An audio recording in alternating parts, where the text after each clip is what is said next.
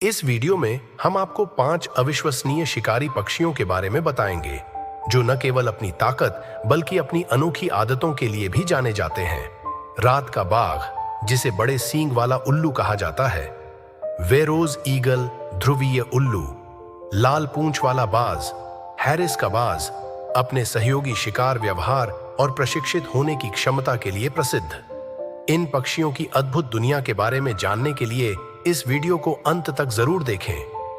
तो नमस्कार दोस्तों, स्वागत है आपके अपने YouTube चैनल पर। तो वीडियो शुरू करने से पहले चैनल को सब्सक्राइब जरूर कर लीजिए। तो बढ़ते हैं हमारी वीडियो की ओर। नंबर 1, रात का बाघ, जिसे बड़े सींग वाला उल्लू भी कहा जाता है। रात का बाघ सबसे आक्रामक रात्रिचर शिकारियों में से एक है। यह दुर्जेय उल्लू अन्य उल्लुओं और विभिन्न प्रकार के शिकारों को खाने के लिए जाना जाता है। इसके एकल स्वर और बार बार चिल्लाने की आवाज अलग अलग होती है और अक्सर सर्दियों के अंत में सुनाई देती है, जब ये बहादुर उल्लू आमतौर पर होते हैं अपनी संतानों को जन्म दें। बड़े सींग वाला उल्लू अपने लंबे कान जैसे सख्त पीली आंखों वाली और शक्तिशाली हूटिंग ध्वनि के कारण बच्चों के साहित्य में एक प्रमुख व्यक्ति है। यह शिकारी अपने से बड़े पक्षियों और जानवरों को मार सकता है, लेकिन बिच्छू जैसे छोटे जीवों की भी प्रशंसा करता है। चूहे और मेंढक। बड़े सींग वाला उल्लू उत्तरी अमेरिका में सबसे व्यापक उल्लुओं में से एक है और आर्कटिक से लेकर उष्णकटिबंधीय तक लगभग किसी भी अर्ध खुले वातावरण में रह सकता है। इन आवासों में पिछवाड़े, शहर, दलदल, जंगल, घास के मैदान और रेगिस्तान शामिल हैं। वे ओस्प्रे का शिकार करने के लिए जाने जाते हैं। पैरागन फॉल्कन्स, प्रेयरी फॉल्कन्स, अन्य उल्लू और यहाँ तक कि बड़े सींग वाले उल्लू।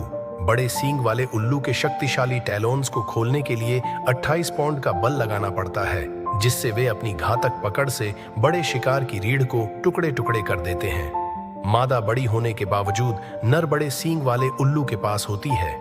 एक गहरी आवाज और एक बड़े वॉइस बॉक्स के जोड़े अक्सर एक साथ आवाज करते हैं, जिससे पिच में श्रव्य अंतर पैदा होता है, जिसे स्पष्ट रूप से सुना जा सकता है। नंबर 2, वेरोस ईगल विशेष शिकारी। वेरोस ईगल एक बड़ा रैप्टर जो मुख्य रूप से अफ्रीका में रहता है, कभी कभी विशेष रूप से ब्लैक ईगल के रूप में जाना जाता है। दक्षिणी अफ्रीका में इस राजसी पक्षी को भारतीय ब्लैक ईगल के साथ भ्रमित किया जा सकता है, जो एशिया में रहता है। ईगल की सीमा दक्षिणी पूर्वी और पश्चिमी अफ्रीका, अरब प्रायद्वीप और दक्षिणी मध्य पूर्व तक फैली हुई है। इसका जीवन चक्र और निवास स्थान इसके पसंदीदा शिकार से निकटता से जुड़ा हुआ है। रॉक हाइरेक्स इसे एक्सियोट परिवार के भीतर सबसे विशिष्ट प्रजातियों में से एक बनाता है। इस विशेषज्ञता के बावजूद वेरोज ईगल ने संरक्षण के मामले में अच्छा प्रदर्शन किया है। 1950 के दशक के उत्तरार्ध से जिम्बाब्वे की माटोबो पहाड़ियों की आबादी पर लगातार अध्ययन किया जा रहा है, जिससे यह सर्वश्रेष्ठ में से एक बन गया है। दुनिया भर में ईगल आबादी का अध्ययन किया गया।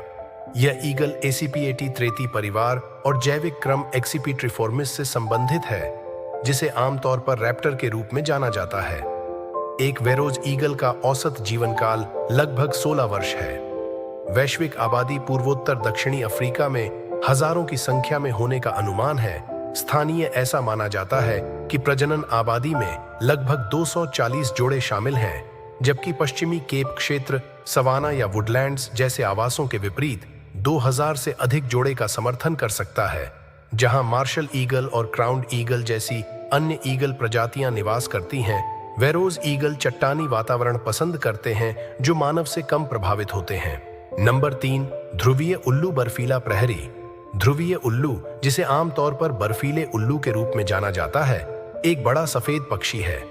उल्लू परिवार इन उल्लुओं का औसत जीवन काल 10 वर्ष होता है और ये दुर्जेय शिकारी होते हैं जो खरगोशों को खाते हैं। 140 सेमी तक के पंखों वाले पक्षी मछली और अन्य छोटे कृंतक बर्फीले उल्लू विशेष रूप से अपने प्रजनन स्थलों पर काफी आक्रामक हो सकते हैं, जहां वे मनुष्यों को खतरे के रूप में देख सकते हैं। यह सलाह दी जाती है कि इन उल्लुओं को खाना न खिलाएं या उन्हें उत्तेजित करने से बचने के लिए अपने फोन पर पक्षियों की आवाजें न बजाएं। बर्फीले उल्लू सर्दियों के दौरान कनाडा से दक्षिण की ओर यात्रा करते हैं और कुछ दुर्लभ दृश्यों के साथ दक्षिण में फ्लोरिडा तक जाते हैं। दिलचस्प बात यह है कि वैज्ञानिकों के पास भोजन की कमी के कारण ये हरकतें नहीं होती हैं। ध्यान दिया गया कि इस तरह के विस्फोट सर्दियों के दौरान होते हैं जब टुंड्रा में उनके प्राथमिक शिकार लेमिंग और वी की आबादी में काफी वृद्धि हुई है। जलवायु परिवर्तन को अब बर्फीले उल्लू की गिरावट में योगदान देने वाला एक संभावित कारक माना जाता है। बढ़ी हुई वर्षा और कम बर्फ कवर जैसे अजैविक कारकों से लेमिंग को प्रभावित करने की उम्मीद है। आबादी जो बदले में बर्फीले उल्लू की आबादी को प्रभावित करती है। जलवायु पैटर्न में ये बदलाव बर्फीले उल्लू की आबादी की भविष्य की स्थिरता के लिए एक महत्वपूर्ण खतरा पैदा करते हैं। नंबर 4, लाल पूंछ वाला बाज। बहुमुखी शिकारी। लाल पूंछ वाला बाज एक शिकारी पक्षी है जो आंतरिक अलास्का और उत्तरी कनाडा से उत्तरी अमेरिका के अधिकांश हिस्सों में प्रजनन करता है।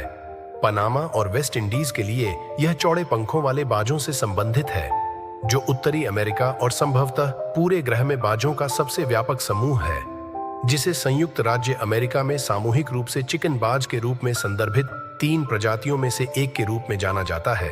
लाल पूंछ वाले बाज की शायद ही कभी प्रशंसा की जाती है। मानक आकार के मुर्गियां, ये हॉक्स अपनी सीमा के भीतर लगभग सभी बायोम के लिए अनुकूल हो सकते हैं, जो अक्सर खुले जंगलों, वुडलैंड किनारों और खुले इलाकों जैसे वातावरण में पाए जाते हैं। इन्हें डीप वुड्स और सैंडी रेगिस्तान जैसे कम अनुकूल आवासों के बाहरी इलाके में भी देखा जा सकता है। इनकी सीमा यहां तक फैली हुई है। पेड़ के पास उपनगरीय वृक्ष रेखा। हालांकि वे उच्च आर्कटिक में कम आम हैं, कनाडा, मैक्सिको और अमेरिका में प्रवासी पक्षी उपचार अधिनियम के तहत लाल पूंछ वाले बाज को कानूनी सुरक्षा प्रदान की जाती है। नंबर 5, हैरिस का बाज सहकारी हंटर। हैरिस का बाज एक तेज और फुर्तीला रैप्टर है जिसे जाना जाता है कई अन्य हॉक्स से छोटे होने के बावजूद छोटे पक्षियों और जानवरों का शिकार करने की अपनी शक्तिशाली प्रतिभा और क्षमता के लिए।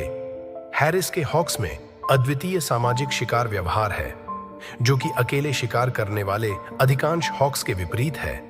हैरिस के हॉक्स 9 हॉक्स के साथ झुंड में शिकार करते हैं, जो इस सहकारी रणनीति के तहत शिकार को पकड़ने के लिए एक साथ काम करते हैं। इसमें कुछ हॉक्स शिकार को छिपाकर बाहर निकाल देते हैं, जबकि अन्य इसे शेष समूह के सदस्यों की ओर ले जाते हैं, जो अपने क्षेत्र की रक्षा करते समय इसे पकड़ लेते हैं। हैरिस के हॉक्स घुसपैठियों का पीछा करने के लिए एक साथ बैंड करेंगे और गोता लगाकर खतरे पर हमला करेंगे जब तक कि वह निकल न जाए या घायल न हो जाए, जबकि एक हैरिस का हॉक्स बाज शायद डराने वाले न लगे। उनका एक समूह काफी दुर्जेय हो सकता है। उनका मिलनसार स्वभाव और उच्च बुद्धिमत्ता उन्हें बाज कला में लोकप्रिय बनाती है। प्रशिक्षित हैरिस के बाजों का उपयोग विंबलडन टेनिस कोर्ट और लंदन के ट्राफलगर स्क्वायर जैसी जगहों पर कबूतरों की आबादी को नियंत्रित करने के लिए भी किया गया है, जो उनकी अनुकूलन क्षमता और उपयोगिता को प्रदर्शित करता है। तो दोस्तों, ये थे दुनिया के सबसे अद्भुत शिकारी पक्षी और उनकी अनोखी आदतें। अगर आपको ये जानकारी पसंद आई हो तो वीडियो को लाइक करना न भूलें। अपने विचार और पसंदीदा पक्षी हमें कमेंट्स में बताएं। ऐसे ही और रोचक वीडियोस के लिए हमारे चैनल को सब्सक्राइब करें और बेल आइकन दबाएं ताकि आपको हमारी हर नई वीडियो की नोटिफिकेशन सबसे पहले मिले। फिर मिलेंगे एक और दिलचस्प वीडियो के साथ। धन्यवाद।